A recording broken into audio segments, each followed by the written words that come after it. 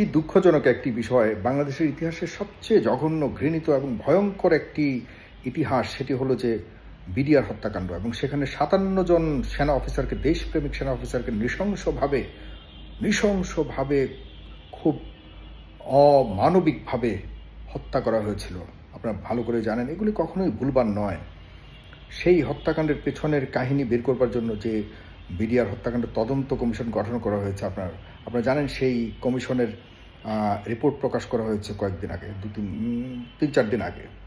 সেখানে দায়ী ব্যক্তিদের তালিকায় একজনের নাম রয়েছে, সেটি হলো আমাদের বর্তমান পুলিশের প্রধান আইজিপি বাহারুল আলমের সাহেবের কথা। বর্তমান আইজিপি পুলিশের প্রধান, যেই আইন শৃঙ্খলা রক্ষাকারী বাহিনী আমাদের প্রতিটি মুহূর্তে দৈনন্দিন জীবনে আমাদেরকে রক্ষা দেওয়ার কথা, সেই বাহিনীর প্রধান বা সেই পুলিশের প্রধান হলেন এই ৫৭ জন সেনা অফিসার হত্যাকাণ্ডের দোষীদের মধ্যে বা অভিযুক্তকারীদের মধ্যে একজন। আর আমরা তাকেই কিন্তু এখন পর্যন্ত পুলিশের প্রধান হিসেবে দেখছি। এটি আমাদের জন্য লজ্জাজনক, এটি আমাদের জন্য সত্যি লজ্জাজনক, দুঃখজনক। তিনি নিজের হাতে মেরেছেন কিনা জানি না, তিনি এই ষড়যন্ত্রের সাথে ছিলেন কিনা জানি না। আমি যতটুকু জানতাম যে তিনি একজন ভালো মানুষ, হতে পারে ভালো, কিন্তু তার যে তৎকালীন সময়ে দায়িত্ব ছিল সেটি খুব গুরুত্বপূর্ণ। আপনাদেরকে মনে রাখতে হবে, তিনি তৎকালীন সময় স্পেশাল ব্রাঞ্চের, যেটি পুলিশের গোয়েন্দা সংস্থা, সেই স্পেশাল ব্রাঞ্চের তিনি প্রধানের দায়িত্বে ছিলেন। তার মানে দেশে যে কোনো ধরনের ঘটনার তথ্য তার কাছে আসবার কথা ছিল। এত বড় একটা দুর্ঘটনা ঘটে গেল, এত বড় একটা হত্যাকাণ্ড ঘটে গেল, অথচ এই গোয়েন্দা সংস্থা কিচ্ছু জানতো না। আমরা কি এটা সহজে মানতে পারি? আমি মানতে চাই না। এখন এএলএম জনাব মেজর জেনারেল এএলএম ফজলুর রহমানের নেতৃত্বে গত কয়েক মাস একদম কঠিন তদন্ত পর আমরা যে রিপোর্ট দেখছি, সেই রিপোর্টে অনেকের নাম আছে যারা বর্তমান সরকারের গুরুত্বপূর্ণ দায়িত্বরত আছেন। এটি আমাদের জন্য ভয়ঙ্কর, এটি আমাদের জন্য আসলেই দুঃখজনক যে এই মানুষগুলিকে আমরা এখনো পর্যন্ত সরকারের বিভিন্ন গুরুত্বপূর্ণ দায়িত্ব দিয়ে বহাল তবিয়তে তাদেরকে রেখেছি। আমি বলতে চাই, জনাব বাহারুল আলম আইজিপি, আপনি সত্বর এই পদ থেকে আপনি পদত্যাগ করুন, সরে যান। আপনার বিরুদ্ধে যে অভিযোগ এসছে, এটি এখন স্বাধীন একটি তদন্ত কমিশনের মাধ্যমে এসছে। এটি ব্যক্তিগত আক্রোশের মধ্যে পড়ে এই ধরনের নাম আসার কোনো সুযোগ নেই। কারণ যে তদন্ত কমিশন গঠন করা হয়েছে তারা বর্তমান এই সরকারের মাধ্যমে হয়েছে, এই সরকারের খুব যাচাই বাছাই করেই তাদেরকে দায়িত্ব দিয়েছে।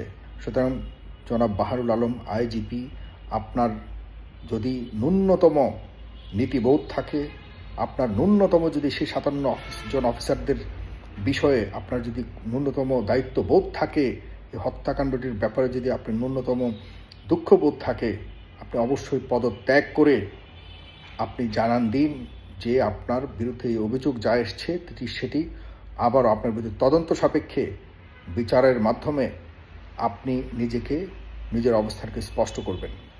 আপনি পুলিশ প্রধান, আপনাকে কিন্তু এই উদাহরণ রাখতে হবে, দেখাতে হবে যে আপনি নির্দোষ এবং আপনার বিরুদ্ধে যে অভিযোগ আনা হয়েছে এটি মিথ্যা।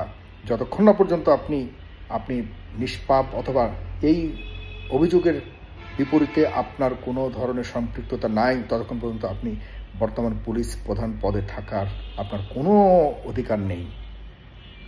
আমি অনুরোধ করব বাংলাদেশ সরকারকে এবং জনগণকে, বিশেষ করে অনুরোধ করব যারা দেখছেন, আমরা আসলে ঝুঁকিপূর্ণ একটা অবস্থার মধ্যে পার করছি বাংলাদেশে বর্তমানে।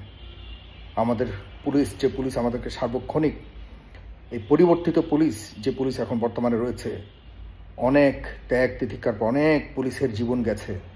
মাথায় রাখেন, এই পুলিশের জীবনের বিনিময়ে, পুলিশের জনতার, ছাত্র সবার জীবনের বিনিময়ে আমরা এই নতুন বাংলাদেশ হাতে পেয়েছি।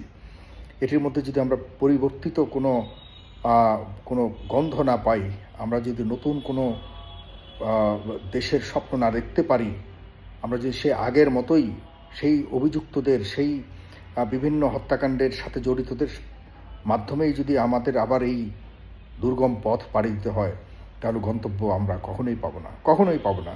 সুতরাং জনাব বাহারুল আলম, আপনার প্রতি শ্রদ্ধা এবং সম্মান রেখে বলছি, যতক্ষণ পর্যন্ত আপনার বিরুদ্ধে আনিত অভিযোগের বিষয়টি সুরাহা না হবে, হয়তো আপনি নির্দোষ, আমি আশা করি আপনি একজন ভালো মানুষ, আপনাকে অবশ্যই যাচাই বাছাই করে আপনাকে আনা হয়েছে, কিন্তু তৎকালীন সময়ের যে ভূমিকা আপনার রাখবার কথা ছিল, আপনার কোনো ধরনের সেখানে যদি ল্যাকিংস থেকে থাকে সেটি কেন, এবং যেহেতু আপনার বিরুদ্ধে অভিযোগ আসা হয়েছে, আপনাকে এটা প্রমাণ দিতে হবে যে আপনি অভিযুক্ত নন বা আপনি অপরাধী নন। আমি আশা করি ইতিমধ্যে আপনাকে অপসারণ করবার একটি রিট করেছে একজন, সেটির এখনো পর্যন্ত শুনানি হয়নি।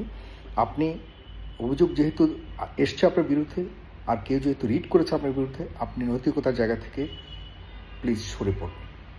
আমরা চাই না পুলিশ বাহিনীর মতো একটা বাহিনীতে প্রধান ৫৭ জন সেনা অফিসার হত্যাকাণ্ডের অভিযুক্ত থাকুক। ধন্যবাদ। সালাম।